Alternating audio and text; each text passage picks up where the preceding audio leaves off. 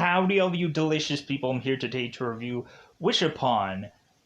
I think immediately I would go on and probably at some point have called this Seven Wishes, even though it's actually called Wish Upon, because I think in some other country somewhere, or possibly at some point, this movie was actually called Seven Wishes, and then they changed it to Wish Upon. So immediately I would probably go on and get confused by whatever the heck that this name usually was, because it's a good movie, but really it kind of has that like Final Destination kind of feel to it, and like, but it is an interesting concept. So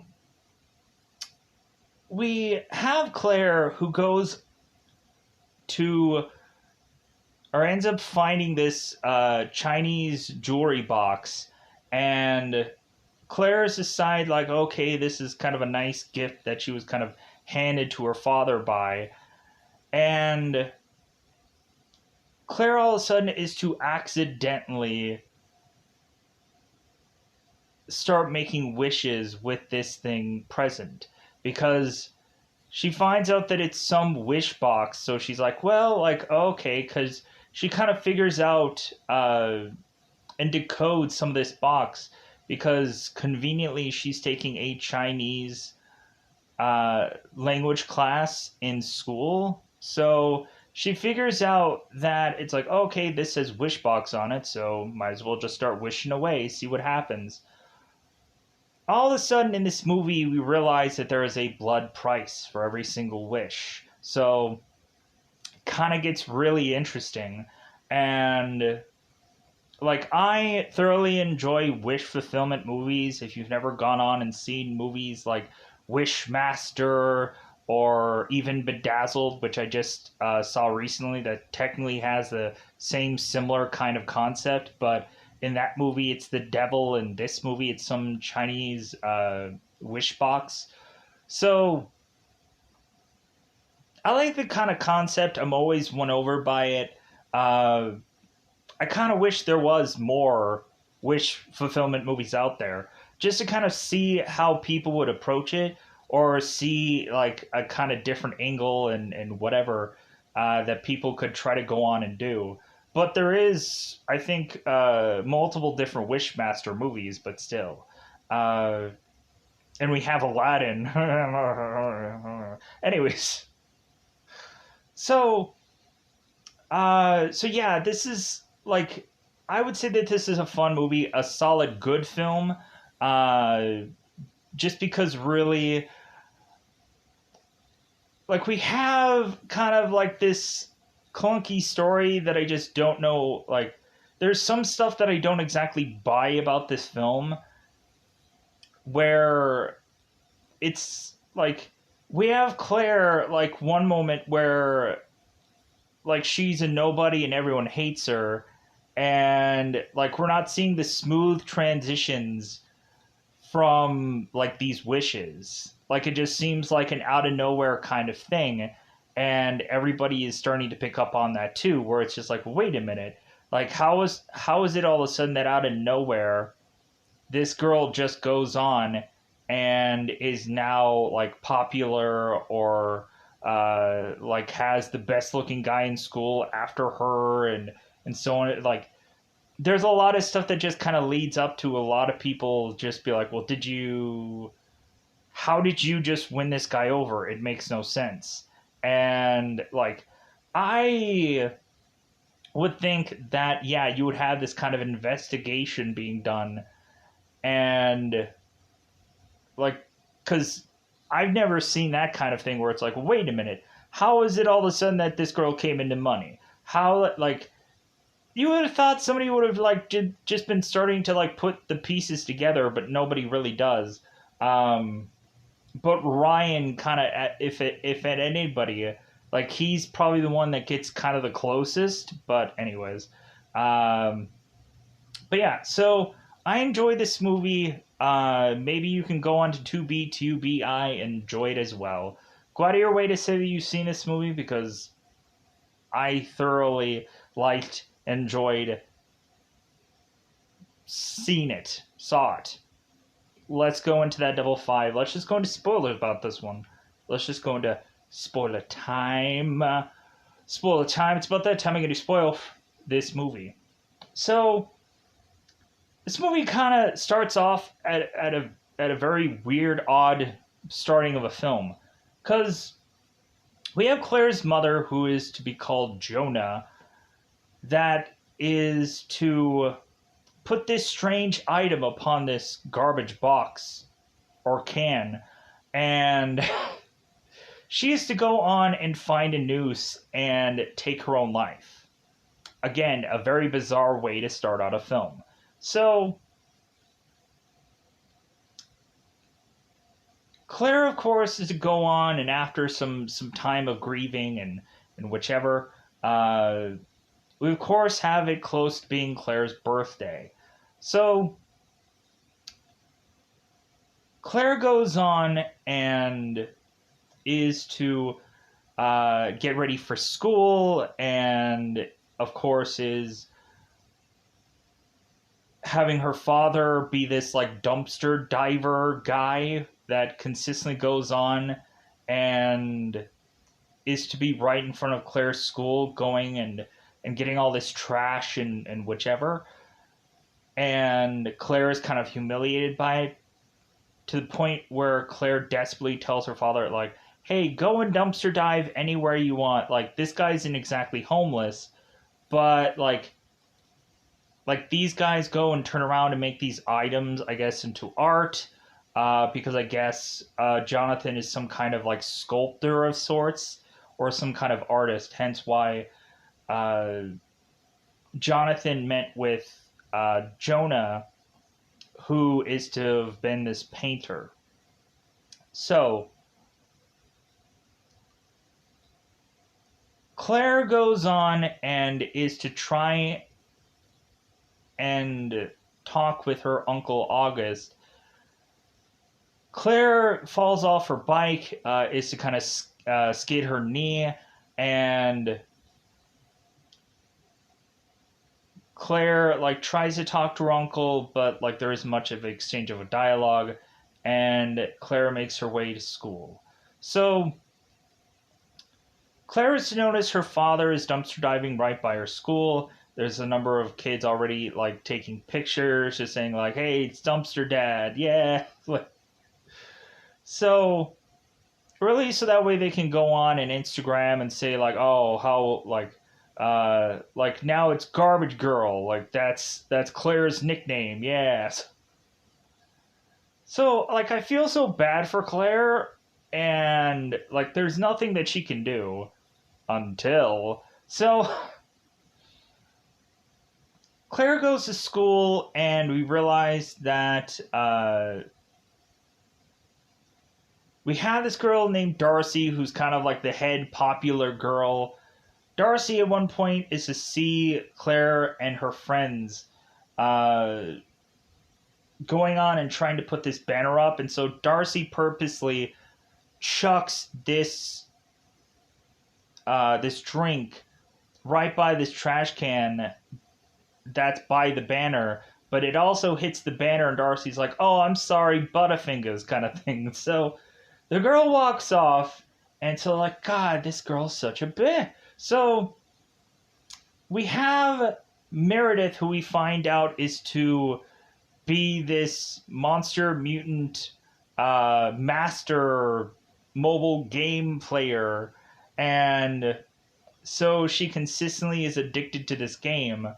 And like this game is kind of overly generic, where you would go on and you have to go to this certain location and like take down this monster, and then you would go on like, yeah, I did it, whatever that means. Like it kind of feels like God, what was it? There's this one like Ghostbusters, like Pokemon Go kind of game, or really just kind of Pokemon Go would be the easy thing to just like, oh yeah, you can only get this certain kind of Pokemon when you go to these certain kind of locations, and that kind of feels like what Meredith is doing. But hey, no judgment. Like big fan of like Pokemon Go. I played that for a good while until it felt like the fad was over, and then I was like, oh okay, well like Like, hey, that was fun while it lasted. Um, so finally, we have at one point that Claire has just kind of had enough. There's only so much that she can go on and just uh, forcibly take from this girl. And so Claire goes on, and in the cafeteria, she tells Darcy that she's smegma, whatever that is, but she actually gives us the definition of what it actually is. And then we have Darcy who slaps the out of Claire. Claire slaps the out of this girl. And then they start beating up, fighting, whatever. I'm assuming Claire is to get suspended shortly thereafter. And so Claire, of course, to make her way home. And I also want to get this out, like, and I don't know if I just said this either. Claire, of course, is to be taking Chinese class, and so like this is weirdly going to come into play with the item that she's going to receive. So Jonathan, while kind of going out with his friend Carl, is to stumble upon this Chinese jewelry box. And so Carl is telling Jonathan, like, well, hey, we can get a pretty decent chunk of change for this item at a swap meet or something like that. And Jonathan's like, no, like I think there's a better thing to do here. So Jonathan, when Claire is to come home, Jonathan is to give Claire this item for her birthday. And Jonathan is telling Claire, it's like, well, yeah, just consider that your birthday present. So, like, this is kind of one of those families where anytime you are to get, like, any item, like, hey, just think of it as your Christmas. Just think it as your turkey, your St. Patrick's Day present. Think of it as your Valentine's Day present. Think of it as what, and like, it's usually because like you're either you have sadly a family that's like poor, but like a lot of times it's just hard to like just really give gifts. And so it's just like, well, hey, like this didn't come out on XY, like for example, like what if it's like a game? Like sometimes games don't come out at the perfect time. And so like a lot of times it's like, hey, just consider this as like holiday whatever. And so yeah, but a lot of times you're just poor and you just don't have the ability to get XYZ thing. And so it's just like, well, hey, like I had money for this now, so consider this belated birthday or whatever. So yeah, Claire goes on and she has nothing better to do, so she starts to uncover what this box is to say, and she realizes that it's a wish box, and she's like, oh, okay. So Claire is to go on and touch this box, and she's just like, well, you know what? Since technically I have a wish a coming, or who knows how many wishes. So the first wish that Claire makes is that she wishes that Darcy would just rot. Claire, of course, goes on and is just kind of asleep and not thinking anything of it. All of a sudden, the jewelry box opens and is to play the song and then is shut. The very next day, we find out that Darcy is to legitimately be rotting away. Not to the point of absolute death, but things are to start to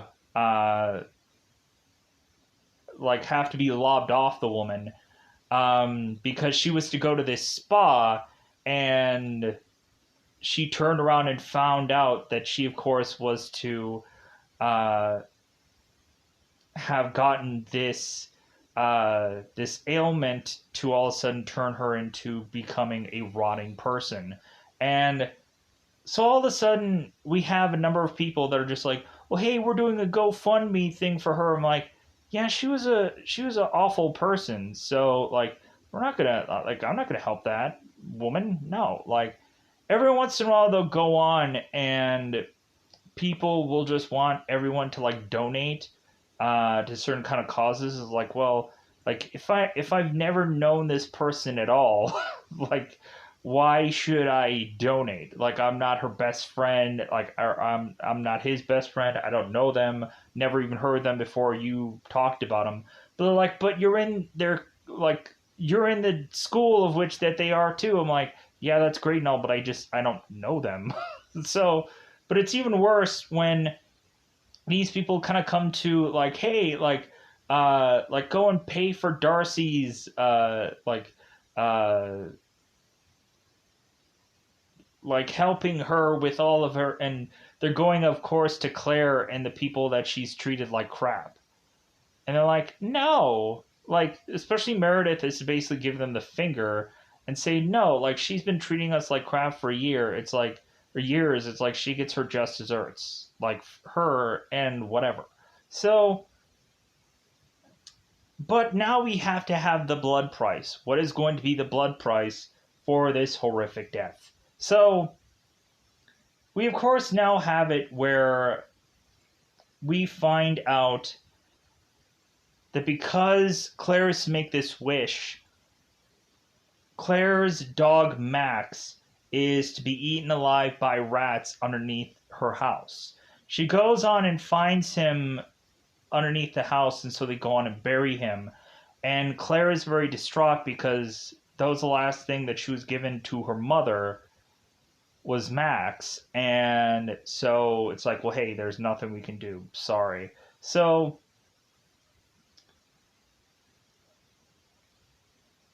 now we go on and like Claire is still kind of oblivious of what's going on.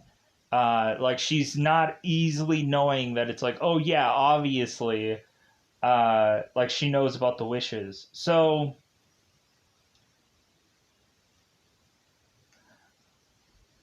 we have it where this guy named Paul is to be kind of like the guy of Claire's dreams, and like she wants him so badly, but it doesn't really seem like they've ever had one line of dialogue between the both of them.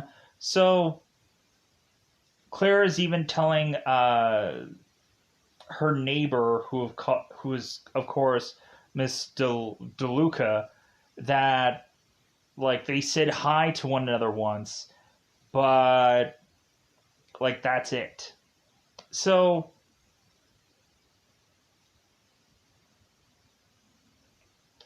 we have Claire that of course is asking Ryan if there's a possibility that Ryan could look into this box, and is to see if he can possibly have someone like kind of figure out this jewelry box, because Ryan is to say it's like, well, like hey, like I have a I think he says like a cousin of his that can go on and help Claire.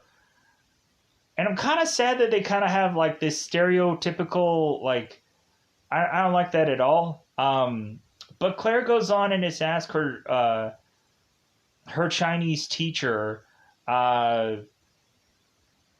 whether he can like figure out this wording, and the Chinese teacher goes on, I'm like, well, I'm sorry, like I can't even figure that out. Like it's kind of some ancient wording of which that I'm not familiar with. So Ryan is like, well, hey, I can help out. I can figure something out. So really, of course, the next wish here is that really we have Claire who's wanting to get with Paul, and she kind of words this wish kind of badly, because Claire is to wish that Paul needs to fall madly in love with Claire, because really Claire is thinking that maybe if she's with Paul, maybe people will leave her alone. maybe all of a sudden she'll be like not so many butts of the joke, and so on and so forth. So all of a sudden, we have Paul with this girl already, but it seems that slowly but surely he's starting to lose feeling for her, and so immediately Paul just kind of walks up to Claire as if he's already talked to her before, and Paul is talking to Claire and is like, "Well, hey, like, so are we going?" And Claire is like, "Well, what?" Like, and so Paul is like, "Well, like, to this party. Like, aren't we going together? Aren't we going to like the? Or no, wait, it's some scavenger hunt. Aren't we going to the scavenger hunt together?" And Claire is just like, "Well, no. Like, I already have a bunch of people with me to do the whole scavenger hunt. I don't know why there's a scavenger hunt, but there is for this school." So Paul is like, "Oh, well, that's too bad. Well, maybe we can kind of meet up together anyways."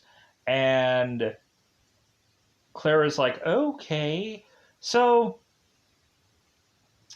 but somewhere in the movie, we find out that Paul is really going on and doing some shady Esh like things.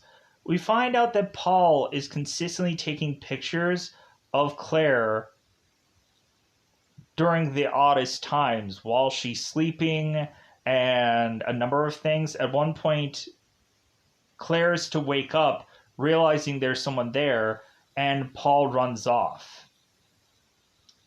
We really have Claire that's thinking that somebody's after this wish box and she thinks that's what it really is, but it's actually just Paul being a creep.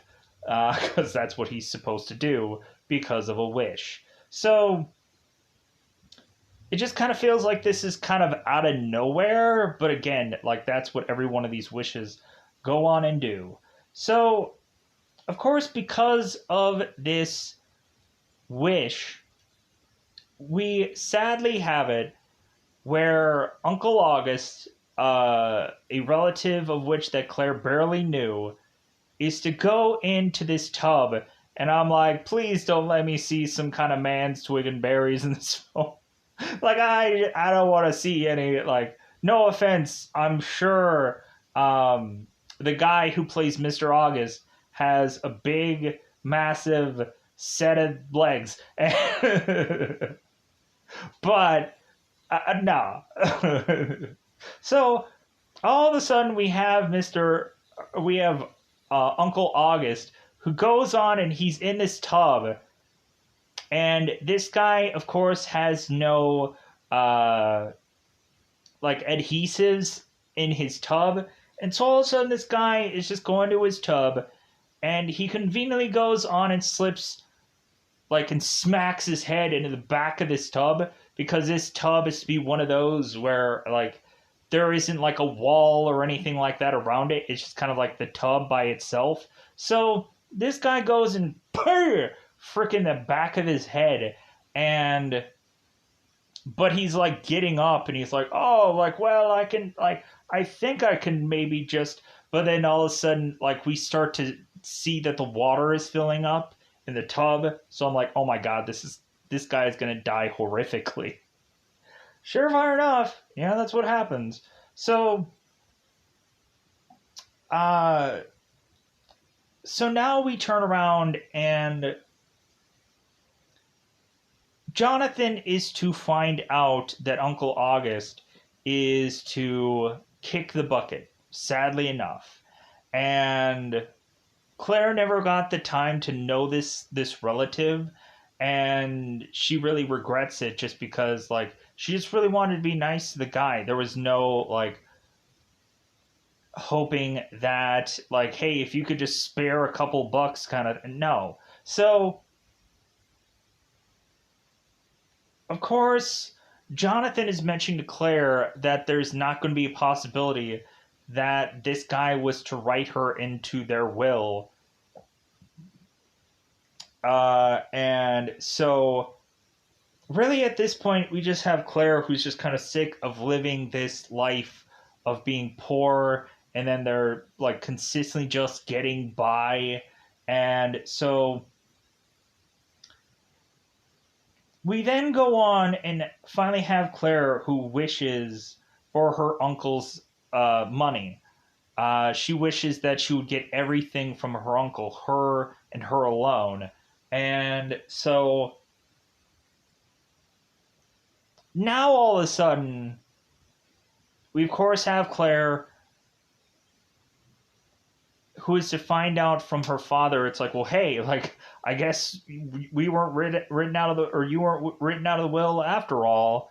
And so this guy just kind of left you everything. I don't know why, but I guess he just weirdly did. So all of a sudden, like, both Jonathan and Claire are now just happy because they have this big lavish house that they've inherited from Claire's uncle.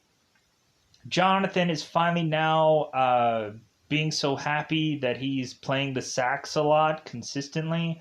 Claire's like, "Oh, you never played the sax before," and Jonathan's like, "Well, I guess it's a good time to just crack this bad boy out." Yeah. So, uh, really, I'm kind of fascinated if Ryan Felipe could play the saxophone or not, or it's just like they kind of picked whatever instrument that would just kind of work for this film. Um, because some people would actually go on and have already played an instrument and kind of use it in the film. Like maybe not go on and just actually say or kind of put out there that it's like, oh, well, like, yeah, I practiced, but anyways, pushing on. So Claire, of course, is to now be rich, and so she's going on and buying her friends these purses, going and having this time of her life, buying all these clothes, all these items, whatever, getting all these cupcakes and all this stuff, just being so happy, posting stuff on social media, yada yada yada. So all of a sudden, now that Claire, it seems that all things are technically going well for her. So, what happens on the downside of that is that Miss DeLuca is going on and chopping up her vegetables and her fruits and just chucking most of it all in this garbage disposal. And I think the first time around that I saw this, I was just like, no, please don't like brutally kill this person, like in a way of which that like, because they kept bringing up that garbage disposal. I'm like, Plus, I feel like I've technically seen a garbage disposal kind of scene in a movie done far too frequently to the point of me just going on and like, you know what? Like, do we really need to do a garbage disposal thing of a film? But anyways, so Miss DeLuca goes on and she is to realize that she dropped something in this garbage disposal. So she's putting her hand in this thing. I'm like, no! Please don't show the chopping up of some hand in this thing. Please, no. And so all of a sudden we don't, luckily.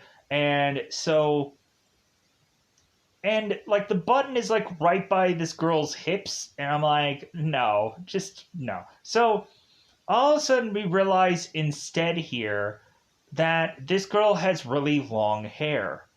And conveniently we have Miss DeLuca who then goes on and accidentally is to put her hair in this garbage disposal.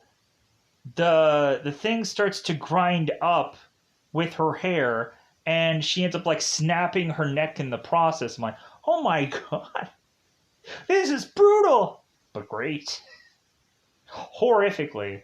I feel bad about the person who played Miss DeLuca, but yeah, like she was only really in this movie to die, sadly. Um, and this girl was a really nice neighbor in all actuality. So at some point we do have Claire who finds Miss DeLuca and she's like, no, like she was my fruit friend weirdly that would chop up all these vegetables and fruits all the time for some reason. I don't know why, but fruits, vegetables. Anyways, pushing on. So we now have to go on and since Claire is now rich, she has any price that Ryan could match to find out about this wish box. And so Claire is asking Ryan, like, well, hey, like, what can I do uh, to find out about this box? Like, I want to know every single thing about it. And so Ryan is just like, well, like, if you probably give my relatives some, like, wontons, whatever, like, she'll be fine. And I'm like, okay, like, this is, like, we'll get to the bottom of all this. We'll get to the bottom of it all. So we go on and head to this loft that, of course, is to be owned by Gina. And so Gina is to, like, try and figure out, like, she's taking pictures of this box, and she goes on and kind of figures some things out later, where it seems that there is a woman named Leia, or, like, there's some woman that is to previously own a box like this. And so what happened was is that this girl was to kill all of her enemies and to also amass this big wealth. But then all of a sudden, this woman just kind of disappeared, and so did her wealth and whatever that I guess that this woman was to wish for previously. Is like, that's interesting. So, but we also find out way later in the movie what had happened to previous owners of this box. Like, Jerry O'Connell is to be one of the guys that was to previously own this box. And at the end of all of it, he made all of his 7 wishes, and the box had came for him and killed him, as well as a number of other people. Like, I guess there was to be this kind of one military guy who ended up shooting himself in the head. And then we all also know what happened to Jonah, because we find out towards the end of the movie that Jonah was to be a previous jewelry box, Chinese wish box owner, to where we find out what happened with that character at the end of this story. So we go on, and Gina is to find a person online who is to decipher this. So I'm like, wait a minute. So Gina is to go on and say, like, hey, I'm the guru, I'm the person who's going to know everything. But then we just go on and have this person just find somebody online to figure this whole thing out. I'm like, that's a waste. Like, couldn't they have just kind of searched online for this character and you didn't even need this character? What a waste that this character technically was. So what happens is Gina calls Ryan and she's like, you know what? Like, I finally found out everything about this box, and like what I found out really did scare me. And so, Ryan, please call me back. So all of a sudden, Gina is to drop her phone, and so instead of going to get her phone right away, she just F's off and goes back into her place. Gina all of a sudden is to stumble and fall and ram herself into this weird sculpture's horn of a thing for some goofy reason. Uh, and we'll and the reasoning of that is because Claire is to go on, and every single time via social media, people are to still call her Dumpster Girl. And Claire, when she's kind of with Paul, people are still calling her Dumpster Girl. And so Claire goes on and desperately wishes for her father to not be as embarrassing as he always is. So immediately I'm thinking, like, if there was a time to probably kill off her father, that would like it would be sad, but like wouldn't that have been the perfect time to like misconstrue that wish weirdly? Uh to just kind of get him off the table, sadly enough. So we find out that Jonathan is going on and playing much more of the saxophone. And we have Claire's best friends that are saying, like, how hot Ryan Felipe is. Because they're like, yeah, I'm a big fan of I Know What You Did Last Summer. I'm sure that's what they said behind the scenes. Anyways, so we have the girls that are like, oh my god, this guy is so hot. He's like hot sauce, sriracha hot. Like, that's a little cringe movie. That's a little cringe. I don't want to know how hot Ryan Felipe is. And I'm sure a lot of women who would probably go on and see this movie, like, oh, it's Ryan Felipe from something that they've randomly seen at some point, with Ryan Felipe in it, maybe MacGruber. Anyways, so I haven't seen MacGruber, neither have I. I've seen MacGruber, it's fun. So we then go on and we have Gina, who is to be this thing called dead. Ryan is to find this girl's body. Is like, oh my god! So Ryan is to find out about everything about this box. And so Ryan is desperately making his way to Claire to say, like, you haven't been making wishes, have you? Like, please don't go on and make any wishes. Because, like, there's a blood price that, of course, is to be taken out of every single one of these wishes that you make. You're not understanding the consequences of your wishing. Like, and also, Claire, did you wish? Did you go on and do any wishes? Because Gina is dead. Did you wish at any point in time? Did you hear any music from this jewelry box at that night? Did you? That of course my Gina sister cousin twice removed somebody was dead upon that night. What wish did you make, Gina or Claire, to kill Gina? Claire, I fixed it. Anyways, so Ryan is to go on and be like very like shady towards Claire, uh, just wanting to try and get her away from this wish box before she kills anyone else. And so, still, now that Claire is to realize what's really going on with this box, she's still just like, she's now like Gollum with this box now. She's like, precious. Like, she's clutching onto this. She's like, no one's going to take this box away from me. Because we find out if the girl takes the box away, all the wishes go away also. And so, does that mean, like, all those people had died, but she, like, if she gets the box back, does she get 7 wishes again? Like, how exactly does that work?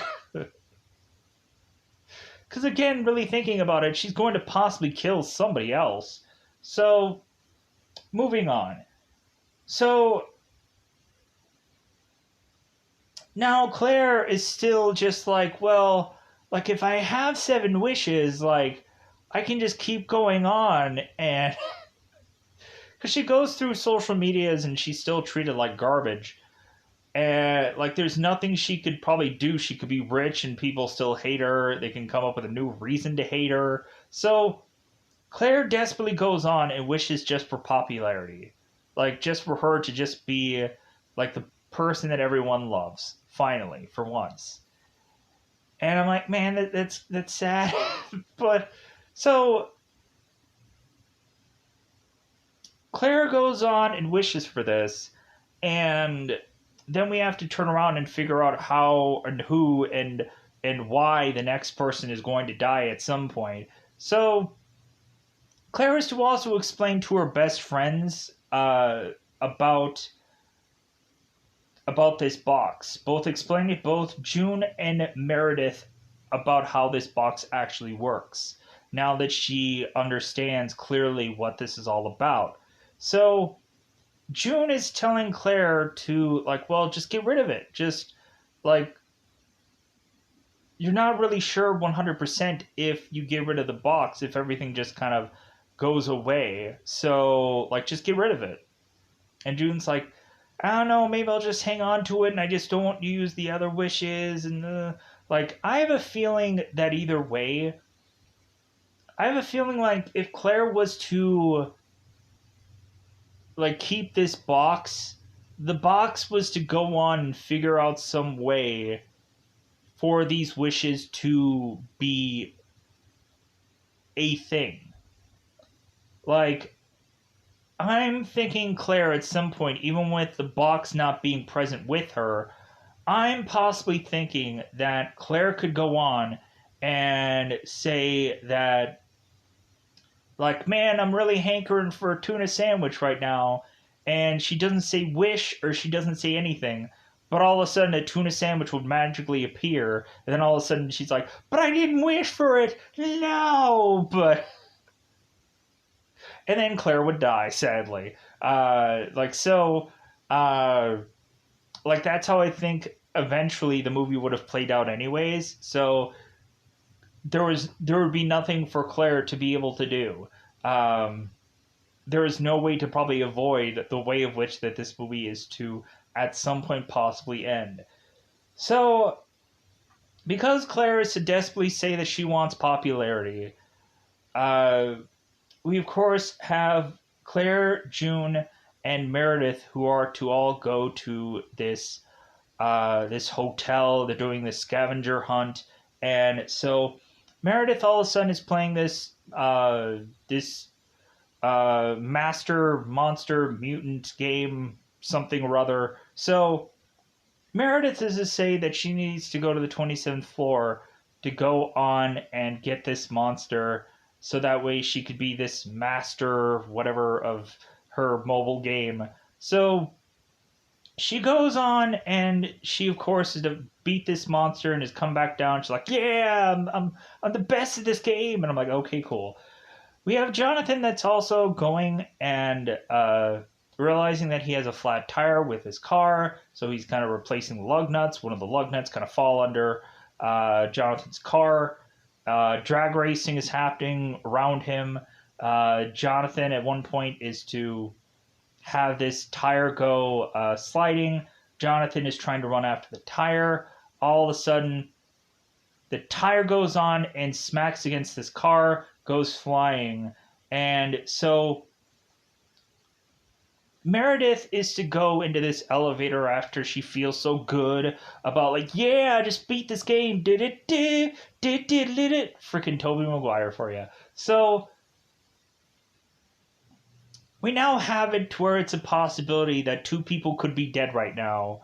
And you would probably think that if Claire was to make a wish, like for the second and third and fourth and fifth wish, you would think a lot more people after that would die. You would think if this is the second wish, two people would die, three people would die, four people, and so on. And so, but, like, that's a horrific thing to say, but it would be interesting to just kind of see, like, they would have to write in a huge, massive number of people and kill them all off in a interesting and convenient way. But it would be cool. It would be interesting. I would enjoy it. Weirdly, just like, okay, how are three people all going to die at the same time? I'm intrigued. And it has to be conveniently for a thing that Claire knows these people. It can't just be some rando either. So Claire is to notice that Meredith is having elevator troubles. All of a sudden, the elevator is having some mechanical issues, and the elevator now drops and plunges, and is to horrifically kill Meredith. The door opens. You see a huge chunk of mirror in Meredith's chest, And we're like, oh no. And June's like, oh my god, I'm sure you wished again. And you, like, this is all your fault. You killed our friend. And June is running off. So we find out that Jonathan is fine. He just gets up after that, like, tire smacked him into the bate. And so Jonathan is to go back on to his business and to be like, okay, that was weird. So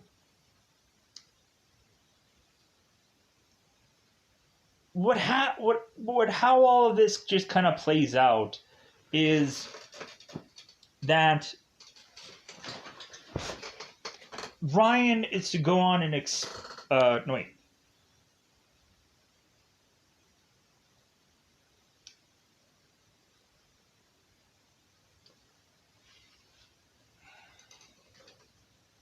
So I think at this moment we have a couple of things kind of going on, and I think there's kind of like a pause between Meredith dying and someone else dying. So that's why I was kind of like, wait a minute, like right around where this death happens, a lot of goes down. So what happens in between here is we have Ryan explaining about previous people that eventually had died by doing all 7 of these wishes. And Ryan at some points tries to destroy the jewelry box with a sledgehammer, but that really does not work. And we also have Paul, who is to go and make it to Claire's room. And because during this scavenger hunt, Claire is to go on and find out that Paul is to have taken a number of pictures of Claire. She, of course, gets rubbed the wrong way by it, and she's like, you know what? Like, we're breaking up. Like, this is too weird. So Claire then goes home and is to sleep, and Paul is telling Claire, it's like, well, so are you sure that we're through? Are you sure that, like, you don't love me anymore? And Claire is just like, no, Paul, and, like, get away from me. And so Paul all of a sudden is to stab himself into the arm, and Claire screams, police is being called. Paul is to be hauled away, and I'm assuming Paul had probably, maybe he didn't die during the process, but this guy is now probably Looney Tunes, and he's going to go to the mental hospital. So I'm kind of wondering if Claire even realized, like, the mistake that she made by the wish that she did. Probably not. So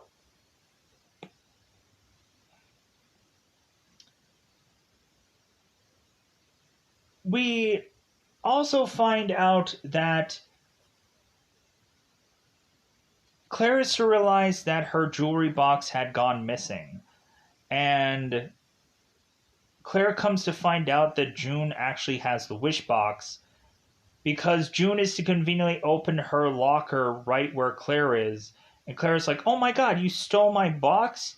And June is just like, well, yeah, I stole it on purpose because, like I want you to just stop. Like, you have to be stopped.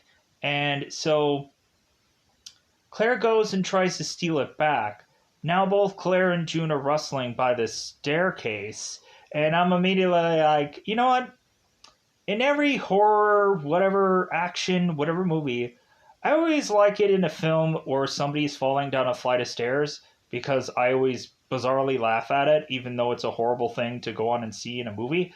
It still looks like funny every time somebody's just kind of flinging down a flight of stairs for the most point. And I always like that thing, or I always like that kind of part of the film, because it really shows that, like, this movie is to do this one of a kind thing that I rarely see, so I really appreciate stuff like that. So, weirdly. So, all of a sudden, Claire and June are fighting over these stairs, and June is to fall from these stairs to fall the way down.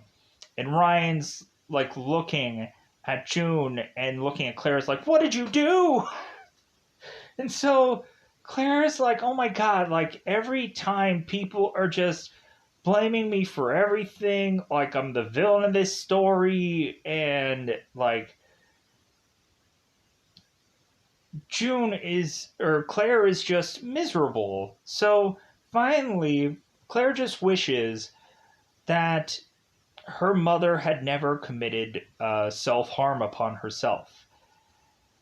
All of a sudden, there seems to be a light that has come into the room, and all of a sudden, Jonah is still alive. So now we find out that Jonah is to have two other daughters, and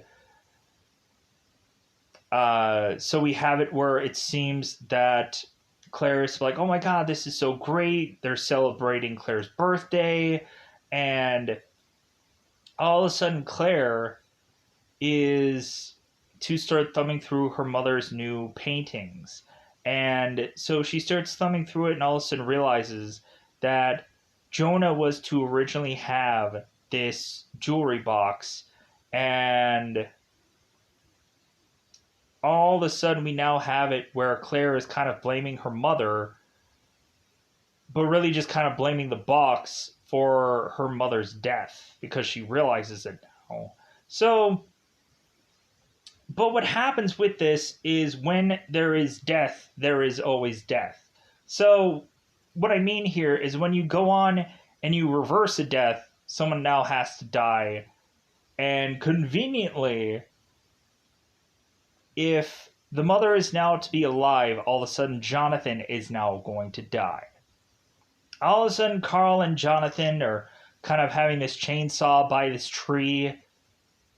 And now, like, Claire is just kind of running for her dad, realizing that something is probably going to happen to her own dada.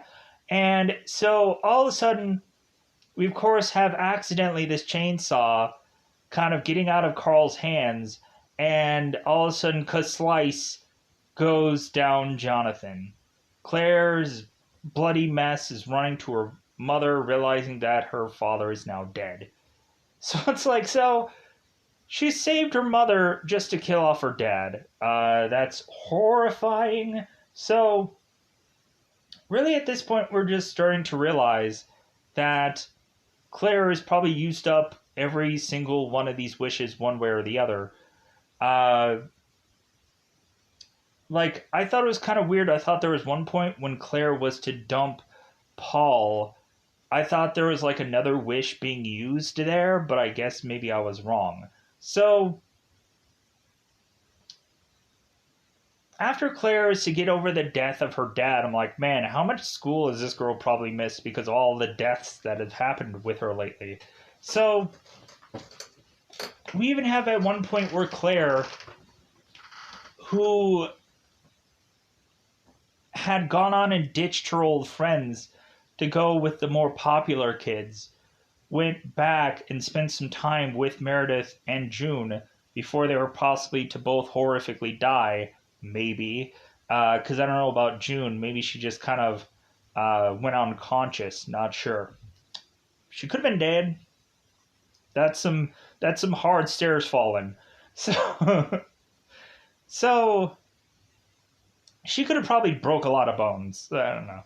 Anyways, so Claire was to spend time with her friends trying to go on and win them back over, but like her friends immediately knew that like she had traded up, she had upgraded. There was even at a point where Meredith was saying, like, well, you know what? You know what, Claire? If you were really a friend to Meredith and or me and June, you would go on and wish for things to help our lives out. And it's like, when really looking at it, I would just be like, no. Like, when you would have a person that has a number of wishes, more than likely, sadly enough, every wish would be like to benefit them. And plus, also, if you realize that there's a price to pay to every single one of these wishes, then you would definitely try to be much more like like smart about it, I guess. So really, after Claire's father's death, Claire is to decide that she wants to figure out a way to outsmart this Chinese box. So she realizes that she only has one wish left. So the very last wish that she wishes is that she wants to go back to the point of time where her father was to first see this jewelry box to try and prevent her from ever using it or prevent her from having anyone else use it.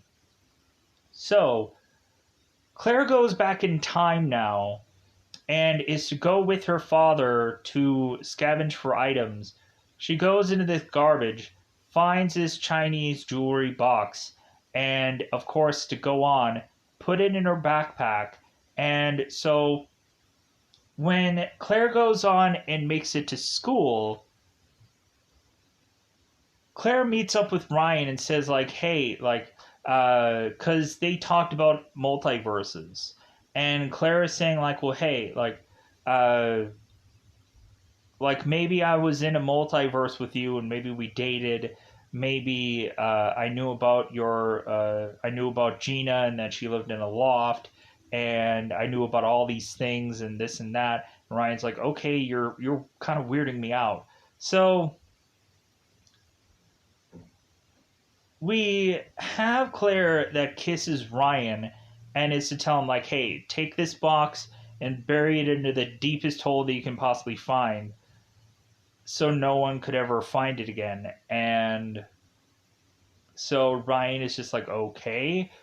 All of a sudden, Claire walks off and she ends up getting hit by this car and instantly dies. Darcy's to come out of the car and she's like, yeah, I didn't see her. I didn't know where she was. And so all of a sudden, we have Claire who is to die at the very end of this film. Sad, kind of like, but it makes a lot of sense because there is no way to really just outsmart the box.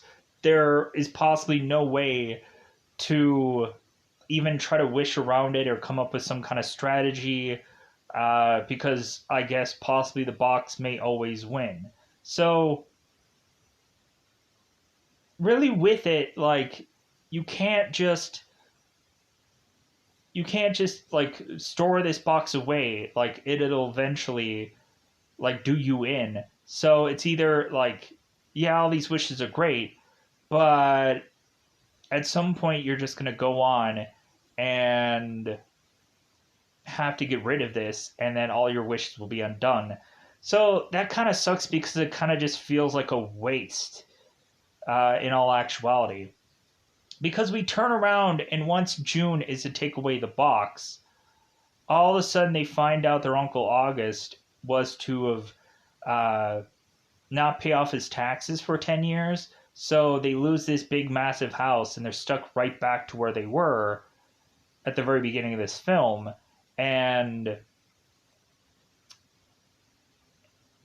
we go on and have these that, like, that are trying to outsmart this thing, but it doesn't work out. But I want to kind of like, I would love to see like a slightly different variation of this movie to just kind of see like how people would strategically like figure this thing out. And it's kind of interesting to have like a jewelry box, but immediately you would probably think that this would end up being that a woman every single time would find this thing.